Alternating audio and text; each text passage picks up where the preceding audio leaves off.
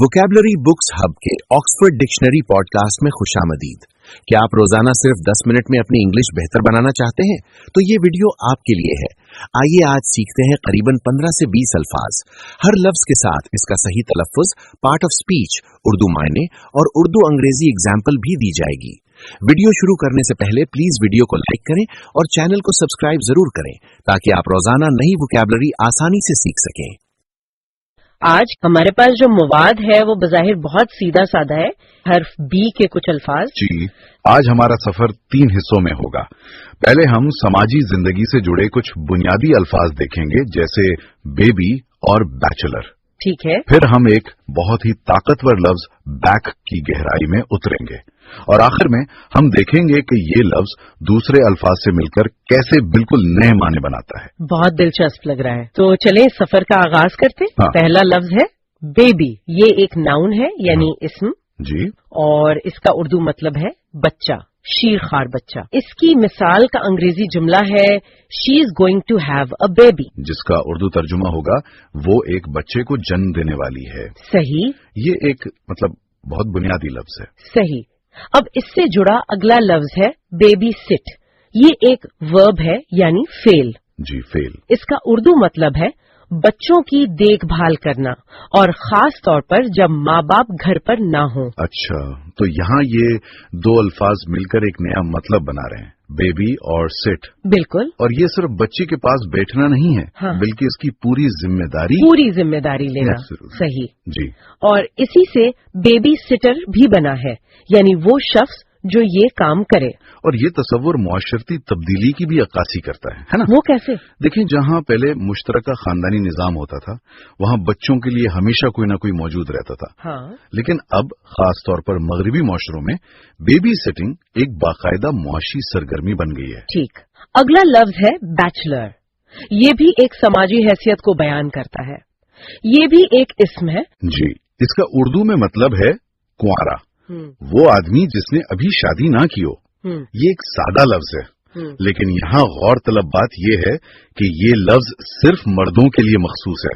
तो फिर खवातीन के लिए क्या लफ्ज इस्तेमाल होता था? वैसे पहले स्पिंस्टर जैसा लफ्ज इस्तेमाल होता था, जो अब काफी पुराना और कुछ हद तक मनफी समझा जाता है। हाँ, बैचलर के लफ्ज में एक आजादी का एहसास है ना? बिल्कुल। जबकि स्पिंस्टर में एक तन्हाई का तासुर मिलता था। और यहीं से पता चलता है कि जुबान कैसे खामोशी से हमारे समाजी रवैयों को शक्ल देती है। ये तो वाकई एक गहरा नुक्ता है। अच्छा, अब एक ऐसे लफ्ज की बारी है जो मुझे हमेशा बहुत उलझाता है, क्योंकि उसके दर्जनों इस्तेमाल हैं। लफ्ज है बैक। जी, बैक। क्या हम इसकी गुत्थी को सुलझा सकते हैं? सबसे पहले इसे बतौर इस्म देखते हैं। जरूर। बतौर इस्म इसका अंग्रेजी में मतलब है the part of something that is farthest from the front, यानी किसी चीज का पिछला हिस्सा। आइए इसकी मिसालों को देखते हैं। पहली है the answers are at the back of the book. इसका उर्दू तर्जुमा है जवाबात किताब के आखिर में हैं। यहाँ बैक का मतलब है किसी चीज का आखिरी हिस्सा। दूसरी मिसाल, write your address on the back of the cheque. तर्जुमा है चेक की पुष्ट पर अपना पता लिखो। यहाँ बैक का मतलब है किसी शय की पिछली सतह। ठीक है। तीसरी मिसाल, we sat in the back of the car. हम कार में पिछली निशिस्त पर बैठे थे। यहाँ बैक किसी जगह के पिछले हिस्से को जाहिर कर रहा है। और चौथी मिसाल, ही ले on his back and looked up at the sky. वो कमर की बल लेटा और आसमान की तरफ देखा। यहाँ बैक इंसानी जिस्म का हिस्सा यानी कमर बन गया है। एक मिनट, किताब का आखिर, चेक की पुश्त, कार का पिछला हिस्सा और इंसानी कमर, ये सब माने तो एक दूसरे से काफी मुख्तलिफ हैं। इनमें कोई मुश्तरक बात है? बहुत अच्छा सवाल है। इन सब में जो मुश्तरक तस्वुर है ना, वो है सामने यानी फ्रंट की मुखालिफ सिमत का। किताब का फ्रंट उसका सरवरक है, तो बैक उसका आखिरी हिस्सा है। अच्छा। इसी तरह इंसान का फ्रंट उसका चेहरा है, तो बैक उसकी कमर है। जुबान इसी तरह एक बुनियादी तस्वुर को लेकर उसे मुख्तलिफ जगहों पर इस्तेमाल करती है। वाह, इसके साथ दो मुहावरे भी हैं।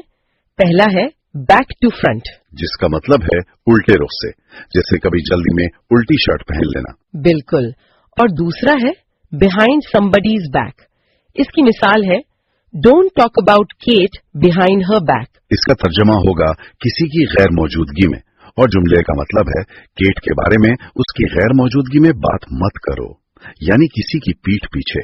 ठीक है, तो बैक सिर्फ इसम ही नहीं, ये सिफत भी हो सकता है, यानी एडजेक्टिव, जैसे द बैक डोर। बिल्कुल ठीक।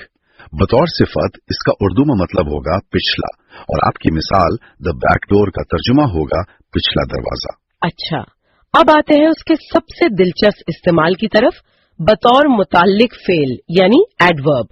यहाँ तो मिसालों की भरमार है। जी, एडवर्ब के तौर पर इसके दो बुनियादी मतलब दिए गए हैं। पहला है पीछे और दूसरा है वापस। पहली मिसाल है I looked back to see if she was coming. मैंने पीछे मुड़कर देखा कि क्या वो आ रही है।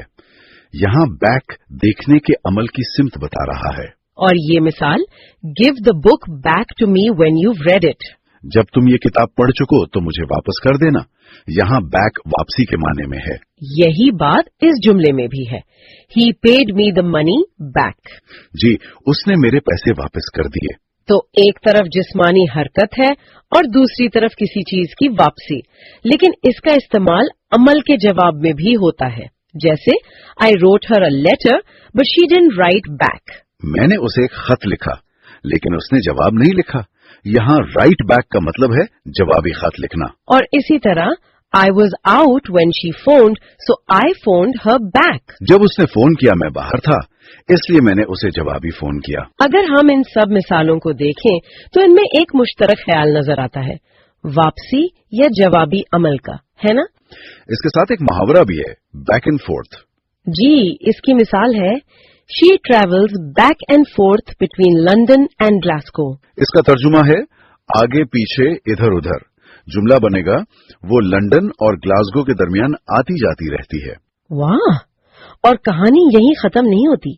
बैक बतौर फेल यानी वर्ब भी इस्तेमाल होता है। उसके दो मतलब दिए गए हैं। पहला, पीछे की तरफ हरकत करना, और दूसरा, किसी की हिमायत करना। अब ये दोनों मानी तो बिल्कुल ही अलग लग रहे हैं। बज़ाहिर अलग हैं, लेकिन उनमें एक पोशीदा ताल्लुक हो सकता है। पहले मिसालें देखते हैं। पहली मिसाल है she backed the car out of the garage. तर्जुमा है उसने कार को गैराज से पीछे किया। ये तो सीधा साधा मतलब है। और दूसरी मिसाल, they are backing their school team. वो अपने स्कूल की टीम की हिमायत कर रहे हैं। यहाँ बैक का मतलब है सहारा देना, हिमायत करना। अच्छा, उसकी हिमायत में, उसे मजबूती देने के लिए। बिल्कुल, जुबान में ऐसे मजाजी और तसव्वुराती राब्ते अक्सर मिलते हैं। इसके साथ भी कुछ मुहावरे हैं। पहला है बैक अवे। मिसाल, Sally backed away from the big dog. इसका मतलब है पीछे हटना। जुमले का तर्जुमा है सैली बड़े कुत्ते के सामने से पीछे हट गई। और दूसरा है बैक आउट। मिसाल, Paul backed out of the game so we only had 10 players. इसका मतलब है वादा खिलाफी करना, फिर जाना।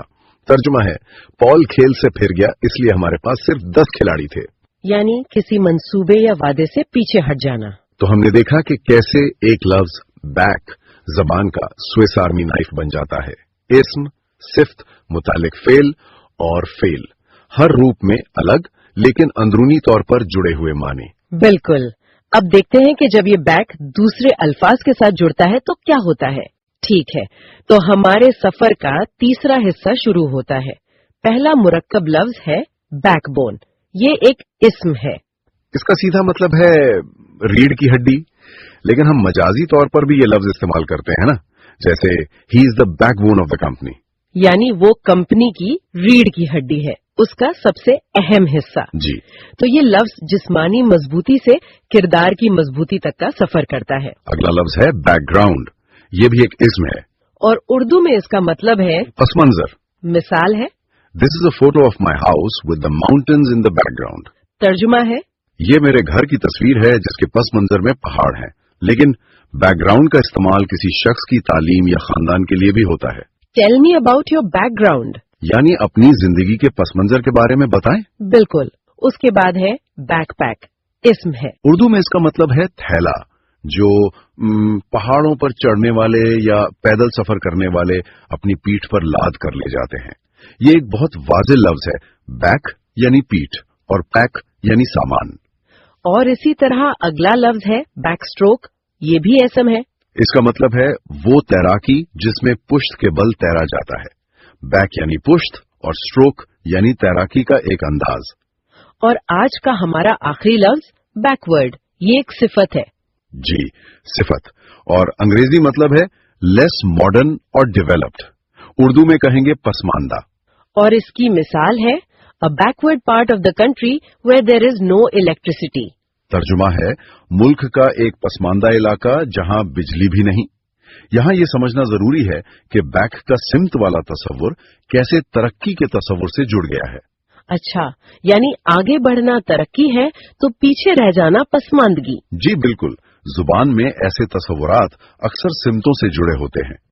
तो हमने बेबी जैसे आलमगीर लफ्ज से शुरू किया, बैक जैसे पेचीदा लफ्ज की भूज भलाइयों से गुजरे और बैकवर्ड जैसे तसव्वुराती लफ्ज पर बात खत्म की।